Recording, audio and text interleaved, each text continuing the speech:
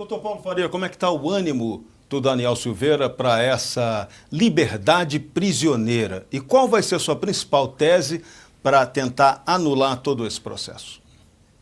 A principal tese eu não posso revelar para não dar asa à cobra, né?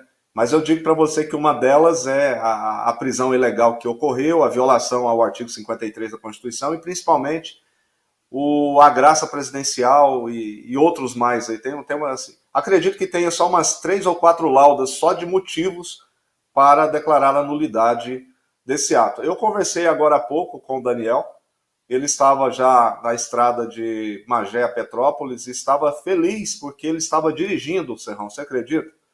Ele estava feliz, sorrindo como uma criança, porque ele estava dirigindo o carro e a esposa ao lado, indo para casa. Então isso não tem preço, essa felicidade. Um gesto tão simples, um ato simples, para muita gente é banal, mas para o Daniel hoje foi algo muito importante, viu, Serrão? Marina, Olá, doutor. A minha pergunta para o senhor é a seguinte: esse precedente, né? Eu acho que foi uma das primeiras grandes violações que a gente viu e é o que se seguiu a todo esse regime maluco que a gente está vivendo. Então, primeiro, passar por cima do artigo 53 da Constituição, que diz que os parlamentares não podem ser de forma nenhuma punidos por suas opiniões. Eles conseguiram passar completamente por cima da Constituição. Depois, o Bolsonaro deu a anistia e o STF anulou. Então, eu fico vendo agora, doutor, outras coisas acontecendo. Mais recentemente, o processo que foi aberto contra, né, o discurso feito pelo deputado Marcel Van Hatten e outros. Então, isso aí abre um precedente gravíssimo. Eu queria ouvir um pouco do senhor a respeito disso. Se você acha que é só o início, que agora isso vai virar lugar comum, e o que pode ser feito de alguma maneira para diminuir esses riscos, né? Lembrando que o Congresso também, nesse sentido, foi completamente omisso, né? Então, o que poderia ser feito para evitar que outros parlamentares sofressem esse tipo de sanção totalmente inconstitucional?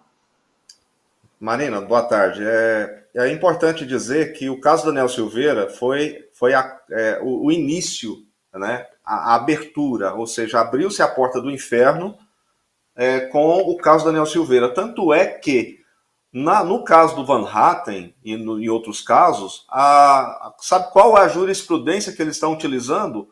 A ação penal 1044 do Daniel Silveira. Ou seja, o Daniel Silveira hoje é jurisprudência e o Daniel mesmo, e muitas vezes lá em plenário, antes do julgamento, ou nos dias lá que antecederam aquele 19 de fevereiro, onde eles entregaram a cabeça do Daniel de brinde lá para o STF, e posteriormente também foi dito que o que estaria acontecendo com ele, o futuro iria acontecer com outras pessoas.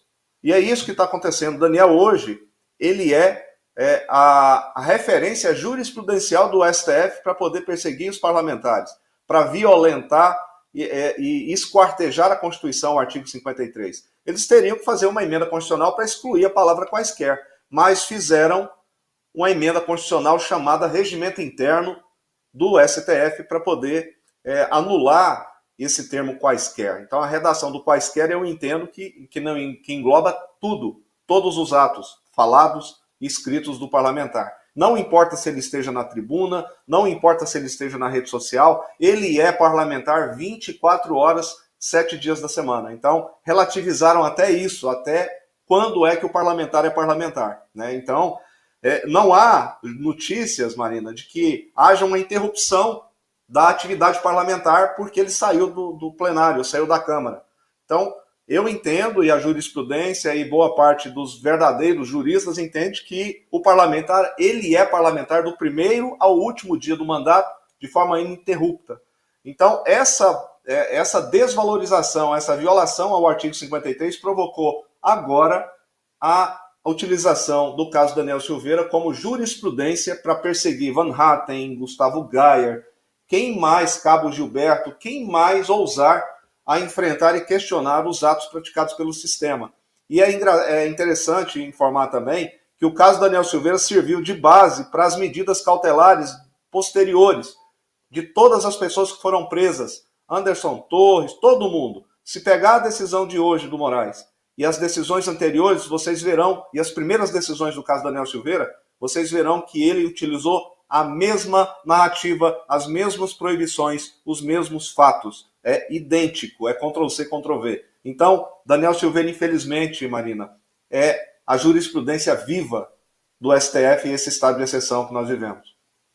Mais uma, Serrão? Sim, doutor Paulo Faria, especificamente sobre essa jurisprudência, entre aspas, que foi criada. Junto com sua estratégia de defesa, não seria o momento de lançar um movimento de anistia específico para o caso Daniel Silveira, o que poderia beneficiar todos os parlamentares? Serrão, esse é um caso, é até interessante sua pergunta, porque isso deveria, né, em tese, partir da própria base contra, né, a base da oposição no Congresso para poder fazer exatamente isso. Porque o Daniel Silveira, ele era um parlamentar e muitos dos parlamentares que davam aquele abracinho, vem cá, meu amigo, abandonaram.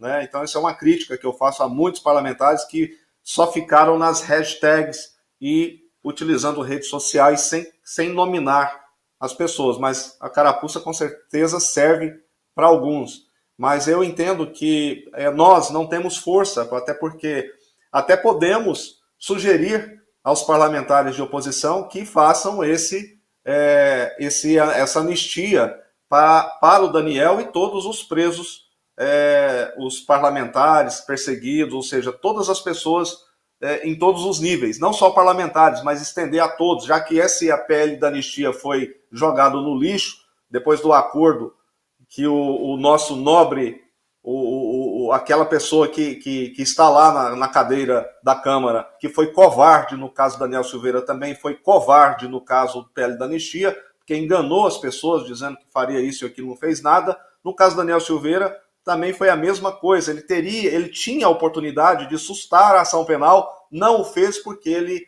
fez acordo com o STF para poder que o Daniel servisse de referência para que calasse os demais, né?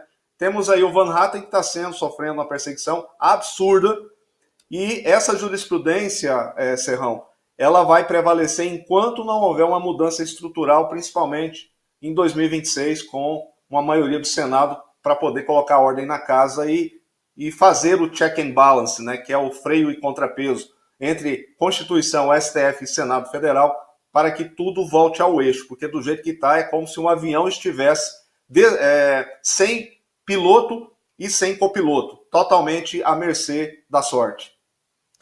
Muito bem, aí a palavra do Dr. Paulo Faria, advogado que representa o ex-deputado federal Daniel Silveira. Obrigado, Dr. Paulo, como sempre, pela presença aqui, pelas informações todas. Bom final de semana, ótimo final de ano desde já, um bom Natal por aí, que seja um ótimo 2025. Doutor. Agradeço, Vitor, a Serrão, Marino, um abraço a toda a audiência e Feliz Natal e Ano Novo para vocês também, tá bom? Agora o Daniel livre. Obrigado, doutor. Bom trabalho por aí. Boa tarde.